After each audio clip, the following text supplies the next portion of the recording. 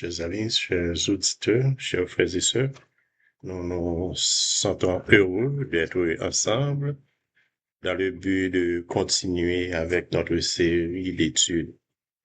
Aujourd'hui, nous allons aborder un sujet très important et le sujet que nous allons aborder, c'est bien le sujet en ce qui concerne le sabbat. Est-il de bonne loi d'observer le sabbat? Et maintenant, d'où vient le sabbat? Maintenant, nous sommes capables de constater que il y a pas mal de gens qui observent le sabbat, qui adorent Dieu le septième jour. Et est-ce qu'il est de bonne loi d'observer le septième jour comme étant le jour du repos?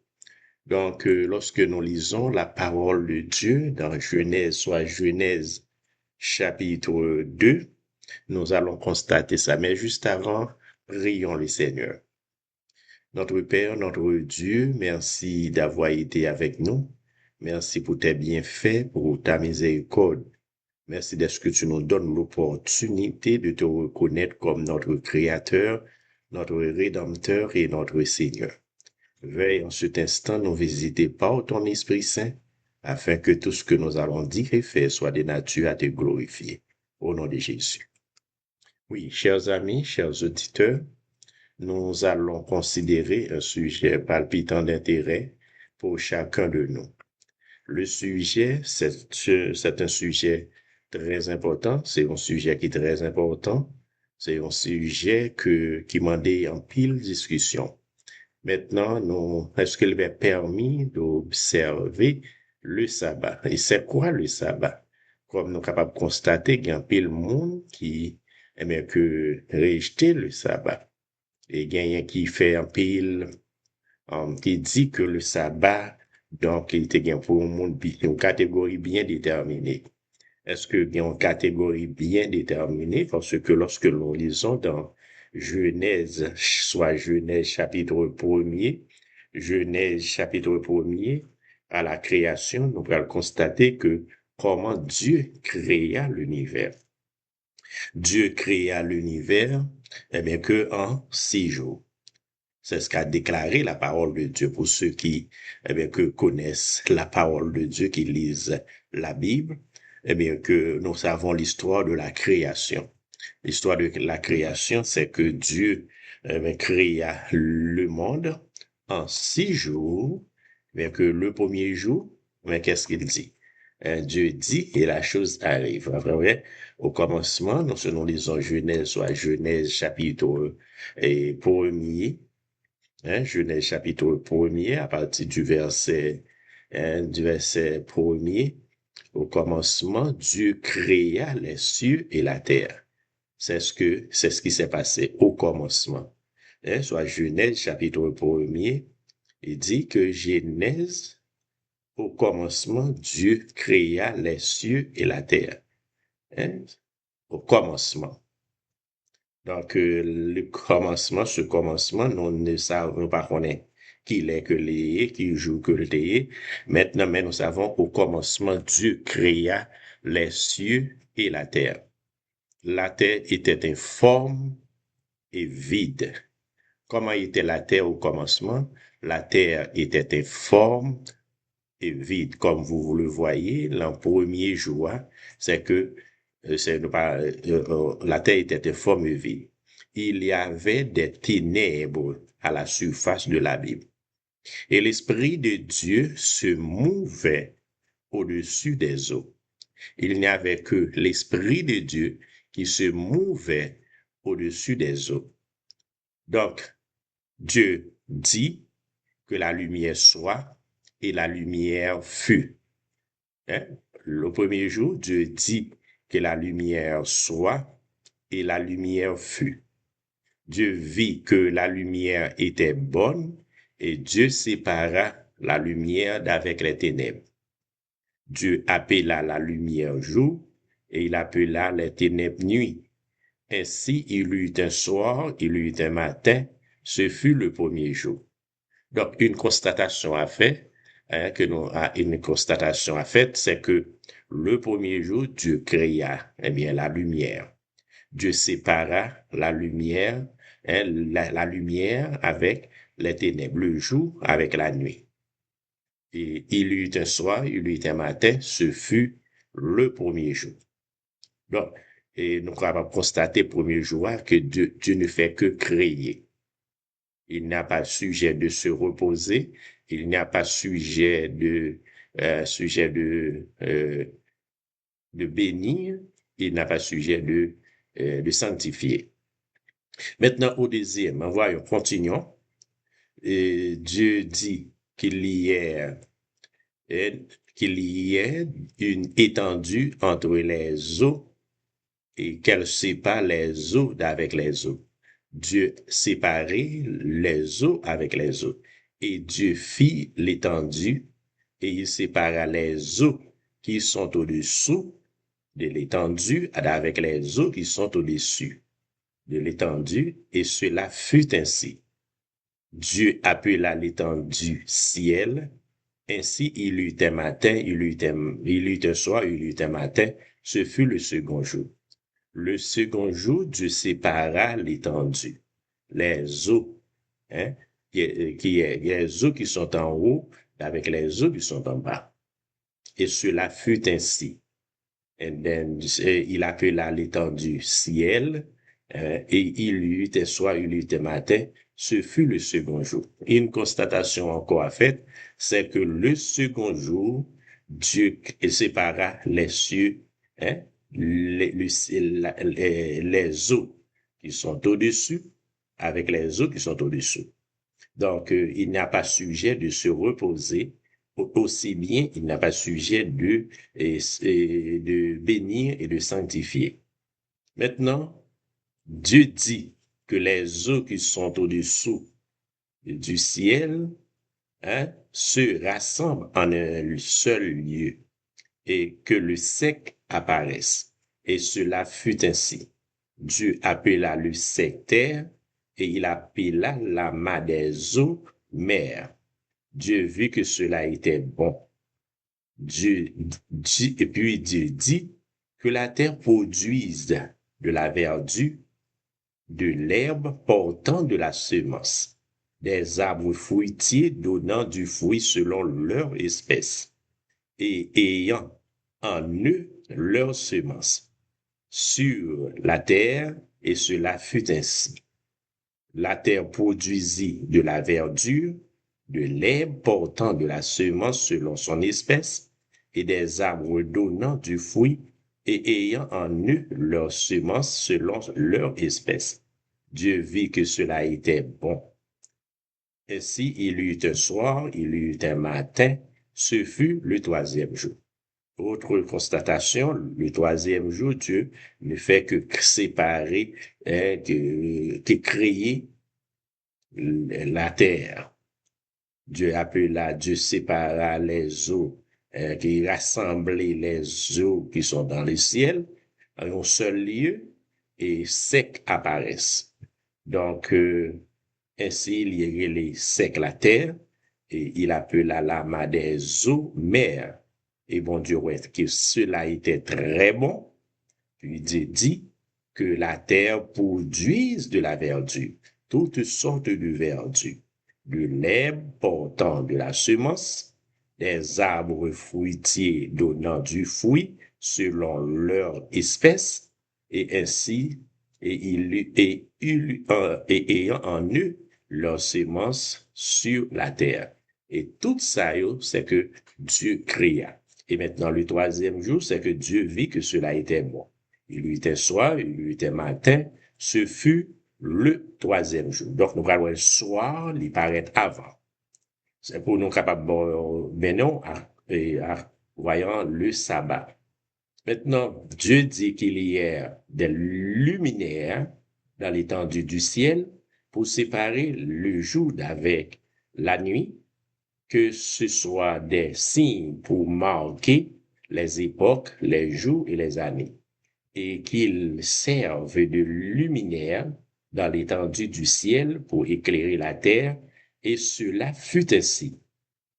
Dieu fit les deux grands luminaires, le plus grand luminaire pour présider au jour et le plus petit luminaire pour présider à la nuit. Il fit aussi les étoiles. Dieu appela, Dieu plaça l'étendue. Dieu plaça dans l'étendue du ciel pour éclairer la terre, pour présider au jour et à la nuit, et pour séparer la lumière d'avec les ténèbres. Dieu vit que cela était bon. Dieu fait deux grands luminaires et un luminaire pour présider au jour et l'autre là pour présider à la nuit. Et maintenant, et aussi bien les étoiles. Dieu les plaça dans le ciel pour éclairer la terre. Et la précision, pour présider au jour, et l'autre pour présider à la nuit. Et il séparait lumière séparer la lumière d'avec les ténèbres. Dieu vit que cela était bon. Et si il eut un soir, il eut un matin, ce fut le quatrième jour. Donc, nous sommes capables de constater le quatrième jour, qui ça bon Dieu fait? Il séparait, que lumière, il crée gros luminaires, le soleil, la lune et les étoiles. Donc, tout ça, pour capable marquer la saison et l'époque. Ça, c'est le quatrième jour, ce que Dieu a fait. Dieu dit que les eaux produisent en abondance des animaux vivants et que des oiseaux volent sur la terre vers l'étendue du ciel. Dieu créa les grands poissons et tous les animaux vivants qui se meuvent et que les eaux produisirent en abondance selon leur espèce. Il créa aussi tout oiseau ailé selon son espèce. Dieu vit que cela était bon. Dieu les bénit en disant, soyez féconds, multipliez et remplissez la terre, les eaux des mers, et que les oiseaux multiplient sur la terre. Ainsi, il eut un soir, il eut un matin, ce fut le cinquième jour. Le cinquième jour, nous voyons que Dieu créa que les poissons, ordonna que les eaux produisent, que les eaux produisent en abondance des oiseaux vivants et des oiseaux qui volent sur la terre vers l'étendue du ciel. Et ça fait déjà que bon Dieu m'en dit. Et lui aussi, comment dit que la mer produit des poissons de tous les animaux vivants et qui meurent. Et les eaux produisent en abondance selon leur espèce. Il créa aussi tout oiseau ailé selon son espèce. Dieu vit que cela était bon. Dieu Dieu les bénit en disant, soyez féconds, multipliez, remplissez les eaux des mers et que les oiseaux multiplient sur la terre. Là, c'est pour la première fois que nous avons mentionné une bénédiction. Dieu bénit les oiseaux, Dieu bénit les poissons. Dieu les bénit, Dieu les bénit en disant que ils sont capables de produire, ils sont capables de multiplier. Et ainsi, il eut un soir, il eut un matin, ce fut le cinquième jour. Le cinquième jour, nous sommes capables de constater une bénédiction pour nous ça. Et bénédiction, ça, il est prononcé sur les oiseaux, sur les poissons, sur les animaux marins. Donc, Dieu les bénit. Et maintenant, Dieu fit les animaux, c'est le cinquième jour, Dieu dit que la terre produise des animaux vivants selon leur espèce, du bétail, des reptiles et des animaux terrestres selon leur espèce. Et cela fut ainsi. Dieu fit les animaux de la terre selon leur espèce, le bétail selon son espèce, et tous les reptiles de la terre selon leur espèce. Dieu vit que cela était bon. Puis Dieu dit, faisons l'homme à notre image, selon notre ressemblance, et qu'il domine sur les poissons de la mer, sur les oiseaux du ciel, sur le bétail, sur toute la terre et sur tous les reptiles qui rampent sur la terre. Dieu créa l'homme à son image, il créa à l'image de Dieu, il créa l'homme et la femme. Donc voilà, c'est sixième jour, à partir de ce moment, Dieu créa tout ça qui existait. Dieu est arrivé à dire, faisons l'homme à notre image. Donc ça, c'est une combinaison. Hein? Nous allons regarder la première, la création avant, Dieu créa tout ça que le créé, il dit, ok, il dit, et la chose arrive. Il ordonne et les choses existent. Maintenant, au sixième, il va dire, faisons l'homme. Mais qu'il va faire une combinaison, il va le mettre tout ensemble pour être capable de créer l'homme. C'est pour vous dire que l'homme est d'une manière spéciale pour Dieu, à notre image selon notre ressemblance. C'est-à-dire que Dieu créa l'homme à son image et à sa ressemblance.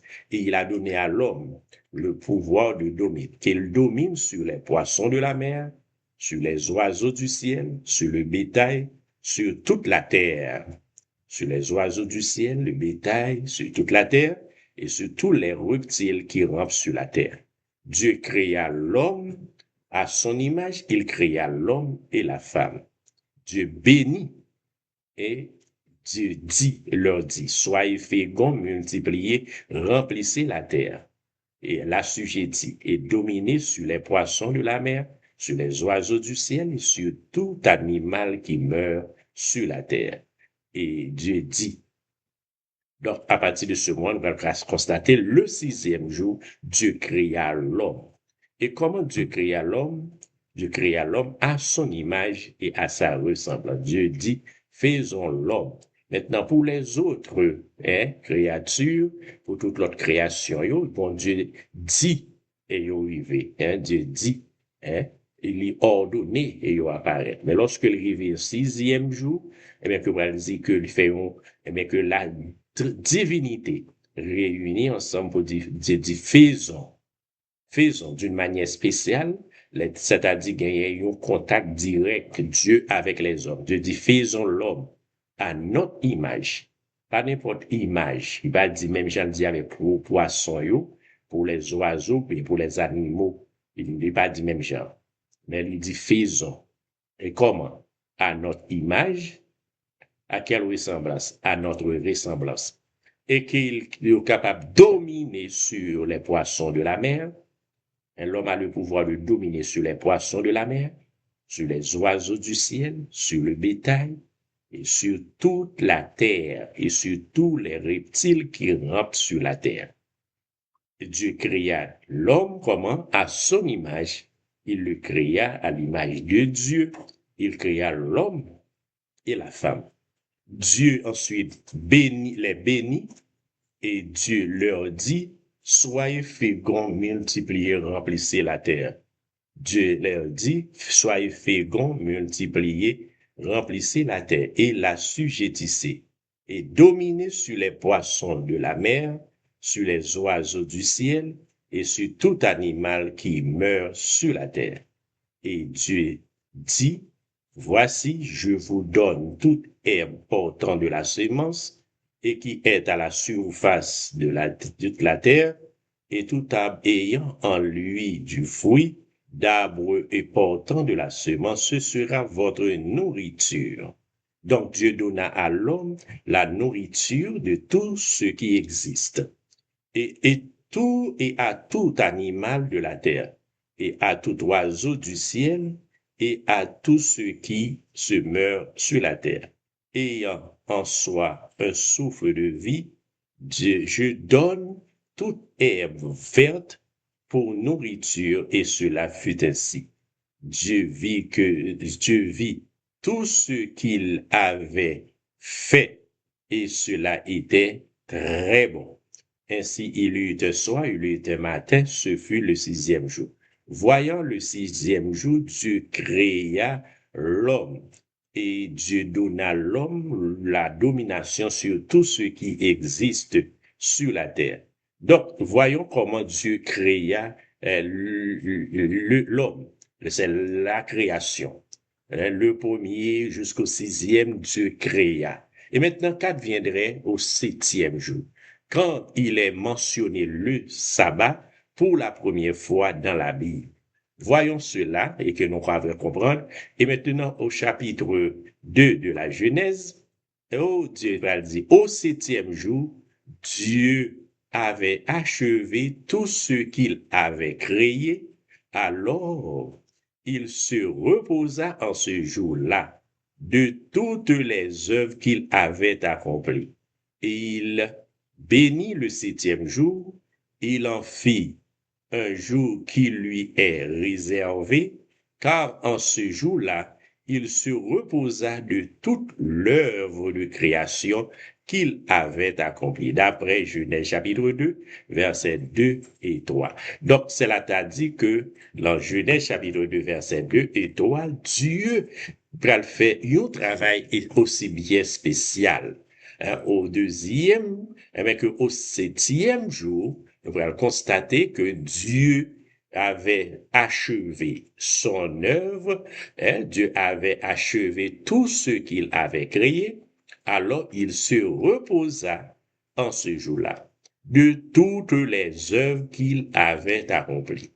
Il bénit le septième jour. Le septième jour est un jour béni, ce qu'on n'a pas trouvé pour le premier, le deuxième jusqu'au sixième. Nous allons trouver une bénédiction pour les animaux, les reptiles, les oiseaux, les poissons. C'est là Dieu bénit les poissons, les oiseaux et tous ceux qui rampent sur la terre. Et ensuite, deuxième bénédiction, Dieu va bénir les hommes. Il bénit l'homme et la femme, les dieux, soyez féconds, multipliez, remplissez la terre. Et maintenant, nous allons trouver dans le septième jour un triple, un triple une triple chose qui va apparaître. Donc, nous allons voir, l'homme va le reposer le septième jour, Dieu va le reposer, Dieu bénit le septième jour, et il bénit le septième jour, il en fit un jour qui lui est réservé, Dieu fit le septième jour un jour qui lui est réservé, car en ce jour-là, il se reposa de toute l'œuvre de la création qu'il avait accomplie. Donc, là, constatons que comment que le septième jour, c'est un jour vraiment spécial. Quelles sont les 4 choses que Dieu a faites dans ce premier sabbat de la création? Quelles sont les 4 choses? Dieu faisait 4 choses dans ce premier sabbat de la création. Et ces 4 choses sont: Dieu a accompli la création. Dieu a accompli la création le sabbat. Création accomplie. Et deuxième chose, Dieu bénit le septième jour. Dieu s'est reposé le septième jour. Dieu s'est reposé le septième jour. Et troisième chose, c'est que Dieu bénit le septième jour. Dieu bénit le septième jour et Dieu bénit. Et ensuite, Dieu le sanctifia. Dieu a sanctifié le sabbat. Voyons, ces 4 choses. Dieu a accompli la création le sabbat. Dieu s'est reposé le sabbat. Dieu a béni le sabbat. Dieu a sanctifié le sabbat. Donc, pour vous dire combien que vraiment, c'était vraiment merveilleux le sabbat. Et on devrait jouir de toutes ces bénédictions. C'est pour cela, 6 jours, et le septième jour, on doit accomplir tout travaux, tout travail que nous sommes capables de faire. Quel que soit le travail là. Les travaux domestiques, les travaux, ce qu'il y a, nous devons accomplir. Le septième jour, nous pas faire rien. Dieu s'est reposé le sabbat, nous devons reposer. Nous devons faire un jour de méditation, un jour de rencontre avec le Seigneur, un jour de méditation, un jour de prière, un jour d'adoration. Parce qu'en ce jour, Dieu bénit Dieu bénit son peuple. Dieu bénit les enfants obéissants. Dieu les bénit. Et parce que le sabbat est béni. Et Dieu a sanctifié quelque chose que Dieu a sanctifié, c'est une chose consacrée. Pourquoi est mentionné dans l'original à 3 reprises l'expression septième jour dans ces versets? L'expression septième jour est mentionnée à 3 reprises. Pourquoi cela? La triple répétition est une ressource qui est souvent utilisée dans la Bible pour souligner une idée. Dans ce cas, l'importance du sabbat. C'est pour, chers frères et sœurs, Satan est en guerre contre la parole de Dieu, contre Dieu, et pour cela, il rend que les hommes arrivent désobéis à Dieu. On peut comparer avec l'expression saint, saint, saint. Les anges se tournaient vers Dieu pour souligner son caractère. Les anges, les chérubins, des séraphins, des êtres qui n'ont jamais péché, tournaient constamment vers Dieu pour dire Saint, Saint, Saint est l'Éternel Dieu des armées, que toute la terre est pleine de sa gloire. L'Éternel, donc par conséquent, le sabbat, jouir, une triple répétition de bénédiction pour les hommes. Donc, on doit en quelque sorte obéir le sabbat. On doit adorer Dieu en esprit et en vérité. Le sabbat nous rappelle, nous rappelons la création et de suivre l'exemple du Créateur. Dieu s'est reposé le sabbat. Dieu a béni le sabbat. Dios bendigo el sabado. Nous devons reposer le sabbat. Nous devons sanctifier le sabbat en l'écartant du temps commun pour défier des heures au service de Dieu. Nous recevrons une bénédiction après s'être reposé dans ce jour. C'est pour cela qu'il est très important de se reposer le sabbat et de vivre avec Jésus. Donc, nous sommes capables de comprendre l'importance de cela et comment il est favorable d'en jouir de tout cela. Donc,